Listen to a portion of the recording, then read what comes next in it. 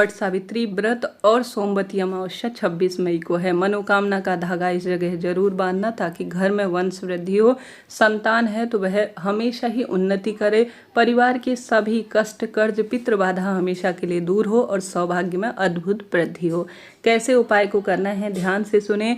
विशेष तिथि पर किया गया उपाय कभी निष्फल नहीं होता। आज बहुत सौभाग्य का दिन है जो कि अपने आप में दुर्लभ है और श्रेष्ठ है। धागा प्राचीनतम समय से ही अलग अलग तरह के मनोकामना के बांधे जाते हैं। आप जानते होंगे यह दिन आप कोई भी दान करेंगे, पुण्य करेंगे या किसी भी स्वरूप में पूजा पाठ करेंगे तो यह पितरों को भी सुख देगा और सौभाग्य का सबसे बड़ा दिन जाना जाएगा। इसके लिए आपको एक कच्चा सूत लेना है। आप बाजार में मिलने वाला सफ़ेद रंग का कच्चा सूत ले सकते हैं, परंतु कोरा सफ़ेद नहीं लीजिएगा। उसमें आप या तो हल्दी लगा लीजिए या कुमकुम लगा लीजिए। अगर कच्चा सूत कलावा नहीं मिल पाता है कच्चा सूत तो पूजा में प्रयोग होने वाला कलावा जो लाल रंग का होता है उसे भी आप ले सकते हैं, परंतु कच्चे सूत की इस दिन महत्वता है। जल्दी से बाजार से लेकर आ जाइए। बहुत अधिक परेशान होने की बात नहीं, बहुत सरल है। बहुत प्रेम पूर्वक करेंगे तो निश्चित रूप से आपके कार्य में सफलता आपको मिलनी ही है। यह कार्य काफ़ी अधिक लाभदायक है और परम तत्व की अनुभूति के लिए माना गया है। आप सभी को जल्दी उठना है। आप व्रत करें या ना करें, लाल या पीले रंग के ही कपड़ों का चुनाव करें। इससे पहले वीडियो में एक नारियल का उपाय बताया गया है, उसे सिर्फ साल में सोमवती अमावस्या के दिन ही किया जाता है। उस वीडियो को जरूर देखिएगा, बहुत उसका सुख आपको मिलेगा। इसके बाद आपको घर के दरवाजे पर पितरों के नाम का ध्यान स्मरण करते हुए जल का छिड़काव करना है और एक गोल बत्ती का घी का दीपक दरवाजे पर जरूर लगाएं। चाहे तो लंबी लगा सकते हैं पितरों का ध्यान करते हुए, या अपने घर की रसोई में जरूर से पितरों का ध्यान करते हुए दीपदान करें। ज़्यादा से ज़्यादा श्री शिवाय नमस्तुभ्यम महामंत्र का ध्यान करें। पितरों का आवाहन स्मरण करके अपने घर की रसोई में रोटी बनाएं। गुरुजी हमेशा कहते हैं कि एक नारी हमेशा 2 कुलों की द्योतक होती है, एक पीहर पक्ष और एक ससुराल पक्ष। रोटी के 2 टुकड़े करें, उसमें कुछ गुड़ रखें या शक्कर मीठा जो भी है, खीर इत्यादि। आप गौ माता को सोमक पित्र का ध्यान करते हुए अमावस्या तिथि पर जरूर खिलाइएगा। अपने नहाने की बाल्टी में तुलसी की लकड़ी को आपको घुमाकर स्नान करना है ताकि जो है इससे आपके रोग दोष कष्ट कट जाए और पितरों को सुख मिले।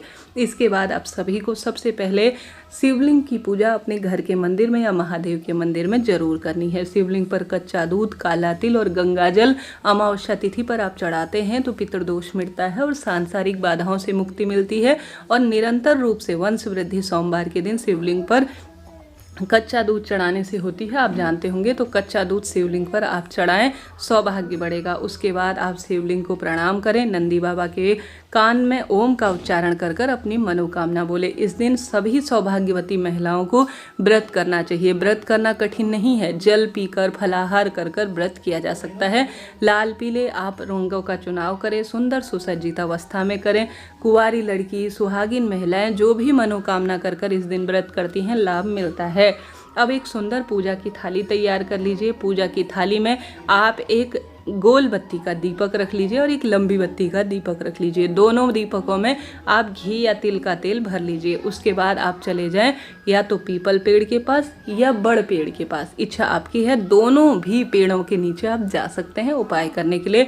एक आप जो है जल का लोटा जिसमें आप कच्चा दूध, काला तिल और हल्दी जरूर डालिएगा, ठीक है। तीनों चारों चीज़ों का संबंध, जैसे दूध का संबंध संतान से होता है, काले तिल का संबंध पितरों से होता है और हल्दी का संबंध सौभाग्य से होता है। तो तीनों चीज़ें जल के लोटे में 2 दीपक ले जाकर, कच्चा सूत ले जाकर, हल्दी ले जाकर चले जाएं दोनों वृक्षों के पास। दोनों वृक्षों में से किसी एक वृक्ष के नीचे आप कर लेंगे तो लाभ मिलेगा। पूर्व या उत्तर दिशा की ओर मुख होना चाहिए। सौभाग्यवती महिलाएं इस चीज़ का ध्यान रखें। अब निरंतर जो कार्य की आप सिद्धि चाहते हैं वैसे वैसे आप बोलते हैं तो वह कार्य सिद्ध होता है। जैसा आप उच्चारण करते हैं पूजा करते समय, जैसे अपने मन की बात लाते हैं, भाव लाते हैं और इस पूरे ब्रह्मांड में अपनी बात करते हैं तो यूनिवर्स आपको वही प्रदत्त कराता है। ऐसा जो है शास्त्रों में वर्णित है। तो आप जब पूजा करेंगे तो अपनी मनोकामना जरूर करें। परिवार का एक सदस्य भी कर लेगा तो निरंतर परिवार में वंश वृद्धि होगी। आप पीपल वृक्ष की जड़ में उपाय कर रहे हैं तो पीपलेश्वर महादेव की जय कहें। बटकेश्वर महादेव का नाम बट वृक्ष की जड़ में लिया जाएगा। तो इस चीज़ का आप ध्यान रखें। मुझे संतान प्राप्ति हो, मेरा सौभाग्य बढ़े, मेरे पुत्र की प्राप्ति हो, धन संपदा मिले, ऐसी प्रार्थना करते हुए आप बट वृक्ष की जड़ में सबसे पहले कच्चा दूध, काला तिल हल्दी मिश्रित जल समर्पित करें। उसके बाद बट वृक्ष की मिट्टी या पीपल वृक्ष की मिट्टी अपने मस्तक पर धारण करें। बट वृक्ष में या पीपल वृक्ष में रोली, चंदन, मोली, अक्षत समर्पित करें। जल समर्पित करने के बाद तुरंत आप दीपक लगाएं। उसके बाद अन्य चीज़ें समर्पित करें, क्योंकि दीप देवता हमारी पूजा पाठ के साक्षी होते हैं। दोनों दीपक, जैसे कि एक लंबी बत्ती पितरों के लिए है, गोल बत्ती देवताओं के नाम से है, तो दोनों दीपकों को आप अच्छी तरह प्रज्वलित कर लीजिए। उसके बाद निरंतर भगवान का ध्यान करें। विधि विधान से वहाँ पर आपके यहाँ जो मौसमी फल है, जो भी सामग्री है, उन सभी चीज़ों का आप भोग लगा लीजिए। ध्यान स्मरण करते हुए आप सभी जितना संभव हो अपनी मनोकामना कहें, सुहाग सामग्री वहाँ पर समर्पित करते हुए मैं सौभाग्यशाली रहूँ, मेरे पति बच्चों की लंबी आयु हो, ऐसी प्रार्थना करते हुए या तो 108 परिक्रमा कच्चे सूत से आप लगा लीजिए। उपाय बाद में करना है, पहले 107 परिक्रमा लगा लीजिए, या आप 7 परिक्रमा भी लगा सकते हैं। ठीक है, तो आप या तो 7 परिक्रमा भगवान का ध्यान स्मरण करते हुए अपने दाहिने हाथ से शुरू करें, या 108 परिक्रमा आप लगा लीजिए। उसके बाद जब आपकी परिक्रमा पूर्ण हो जाए, पूजा पाठ आपका संपूर्ण हो जाए, एक समय का भोजन पंडित ब्राह्मण जी को आप वहाँ पर निकाल कर दे दें, दक्षिणा वगैरह रख दें, आपका सुहाग लेने का कार्य हो जाए, संपूर्ण कार्य हो जाए, तो आपको या तो बट वृक्ष के नीचे या बड़ वृक्ष के नीचे एक कच्चा सूत लेना है। इतना बड़ा सूत लीजिए कि आप बट वृक्ष में या बेलपत जो पीपल पेड़ है उसकी जड़ में बांध सके। तो आपको पहले कोरा नहीं लगा लेना है, या तो उसमें हल्दी लगानी है या कुमकुम लगाना है, कोरा नहीं, इस चीज़ का ध्यान रखिए। अब आपको 7 गांठ, कितनी गांठ? 7 गांठ बट सावित्री व्रत के दिन अपना नाम गोत्र बोलें, अपनी मनोकामना कहें। साल भर में एक बार ही यह कार्य किया जाता है, और मन ही मन प्रार्थना करें कि हे महादेव, मेरे घर में वंश की वृद्धि हो, पुत्र प्राप्ति हो, रोग कर्ज से मुक्ति मिले, मैं हमेशा सौभाग्यवती रहूं। ऐसी प्रार्थना करते हुए कच्चे सूत में आप 7 गांठ लगा लीजिए। गांठ जब आप लगाएंगे तो अपनी मनोकामना जरूर बोलिएगा।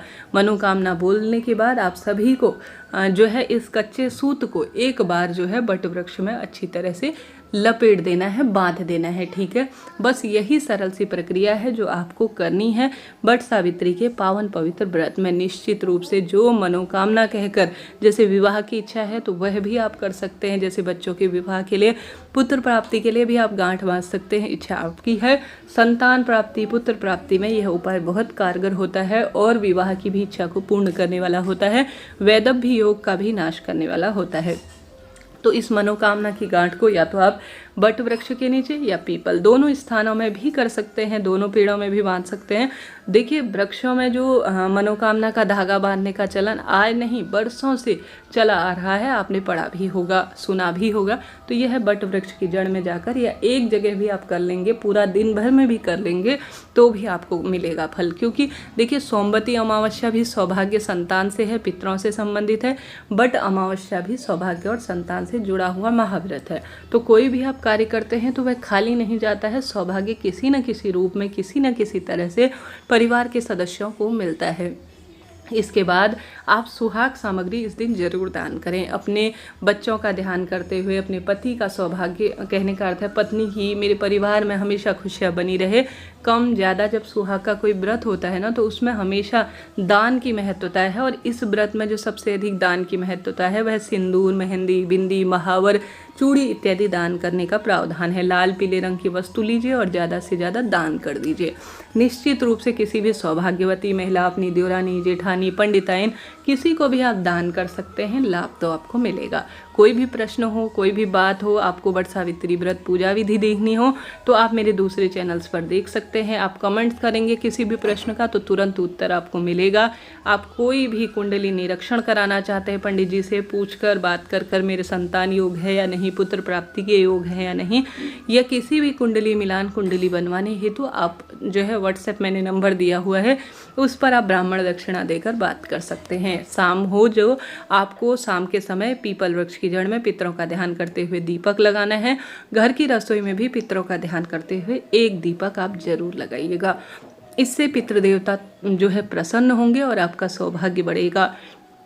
इस समय पवित्र पेड़ों के जल का सिंचन का महत्व है। ज़्यादा से ज़्यादा बट वृक्ष में जल सिंचित करें, पीपल वृक्ष में जल सिंचित करें, बेलपत्र वृक्ष में जल सिंचित करें। माँ पार्वती और महादेव का गठबंधन करें, दोनों को आपस में जो है धागा लिया जाता है, कच्चा सूत लाल कलावा, उसमें 7 बार लपेटा जाता है शिव पार्वती की मूर्ति प्रतिमा को। इस समय आपको सौभाग्य की कामना करनी है, पुत्र की कामना करनी है, विवाह की कामना करनी है, तो निश्चित रूप से शिव पार्वती का जो गठबंधन करता है उसका सौभाग्य बढ़ता है, दुख दरिद्रता का भी अंत हो जाता है। इस तरह से आपको यह कार्य करने हैं, लाभ मिलेगा। यह दिन सौभाग्य का है। ज़्यादा से ज़्यादा भगवत चिंतन करें, ध्यान करें, गलत आदत, गलत संगत, गलत हर चीज़ से आपको बचना है। पूरे दिन भर में आप जल और फल खा सकते हैं, परंतु पूरे दिन भर में बाल, नाखून इत्यादि नहीं काटना है। एक दिन पहले नहाई खाई की प्रक्रिया करें। रविवार को साबुन शैम्पू लगाकर बाल धोएं और जो है पूर्ण रूप से स्वच्छ होएं। रविवार की रात्रि को सात्विक भोजन करें। सोमवार की रात्रि को, अगर आपके यहाँ व्रत खोलने का रिवाज है तो सोमवार रात्रि को आप व्रत खोल लीजिए। नहीं तो हमारे क्षेत्र में कई क्षेत्रों में जो है, हमारे तो शाम को ही व्रत खोल लिया जाता है सामान्य तौर पर, कई क्षेत्रों में पूजा के बाद व्रत खोला जाता है। सोमवती अमावस्या, बट सावित्री पूजा परिक्रमा के बाद कई क्षेत्रों में जो है दूसरे दिन मंगलवार को व्रत खोला जाएगा। आप अपने बड़ों की राय लेकर कार्य कीजिएगा। इस दिन पंखा दान करने से भी सौभाग्य बढ़ता है। पति के चरण स्पर्श करें और उनको जो है तिलक इत्यादि लगाएं। सास के चरण स्पर्श करें। कुल मिलाकर दान, पुण्य, सुख, सौभाग्य के लिए कार्य करें। पितरों को सुख प्राप्त हो, इसके लिए आप वन्य जीव जंतुओं को, जैसे मछलियों को दाना डाल सकते हैं, कबूतर, चिड़िया इत्यादि को दाना डाल सकते हैं, जल का दान कर सकते हैं, वस्त्र का दान कर सकते हैं, अन्न का दान करें, तुलसी की विशेष पूजा अर्चना करें, सूर्य भगवान का पूजन करें। पितरों के नाम से दक्षिण दिशा की ओर मुख करते हुए आप दीपक जरूर लगाइएगा, जल चढ़ाइएगा। इससे भी लाभ होता है और पितृदोष पूर्ण रूप से समापन की ओर होता है। आशा है, उम्मीद है छोटा सा वीडियो है, लाभदायक रहा होगा। कोई भी बात हो तो आप कमेंट्स के द्वारा पूछिएगा।